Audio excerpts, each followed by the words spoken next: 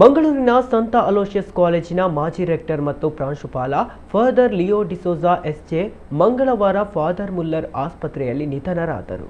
ಖ್ಯಾತ Jesuit ಪಾದ್ರಿ ವಿಜ್ಞಾನಿಯಾಗಿದ್ದ father Leo D'Souza ಅವರು ಸಸ್ಯಶಾಸ್ತ್ರ ಸಂಶೋಧಕರಾಗಿ ಅಂತಾರಾಷ್ಟ್ರೀಯ ಮಟ್ಟದಲ್ಲಿ ಗುರುತಿಸಿಕೊಂಡವರು. ಪ್ರತಿಷ್ಠಿತ ಅಂತಾರಾಷ್ಟ್ರೀಯ ನಿಯತಕಾಲಿಕೆಗಳಲ್ಲಿ ಅವರ ಹಲವಾರು ಸಂಶೋಧನಾ ಪ್ರಬಂಧಗಳು ಪ್ರಕಟವಾಗಿತ್ತು. ಮಂಗಳೂರಿನಲ್ಲಿ ಜನಿಸಿದ ಅವರು ಸಂತ ಅಲೋಷಿಯಸ್ ಕಾಲೇಜು ಸಂಸ್ಥೆಗಳಲ್ಲಿ ತಮ್ಮ ಆರಂಭಿಕ ಶಿಕ್ಷಣವನ್ನು ಪಡೆದು ಅದೇ ಸಂಸ್ಥೆಯೊಂದಿಗೆ ಅವರು ತಮ್ಮ ಜೀವನದುದ್ದಕ್ಕೂ ನಿಕಟ ಸಂಬಂಧ ಹೊಂದಿದ್ದರು.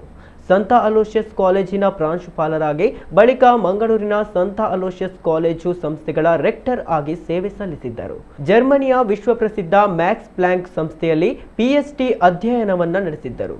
ಮಂಗಳೂರಿನ ಸಂತ ಅಲೋಷಿಯಸ್ ಕಾಲೇಜಿನಲ್ಲಿ ಅನ್ವಯಿಕ ಜೀವಶಾಸ್ತ್ರದ ಪ್ರಯೋಗಾಲಯವನ್ನು ಸ್ಥಾಪಿಸಿದ್ದರು.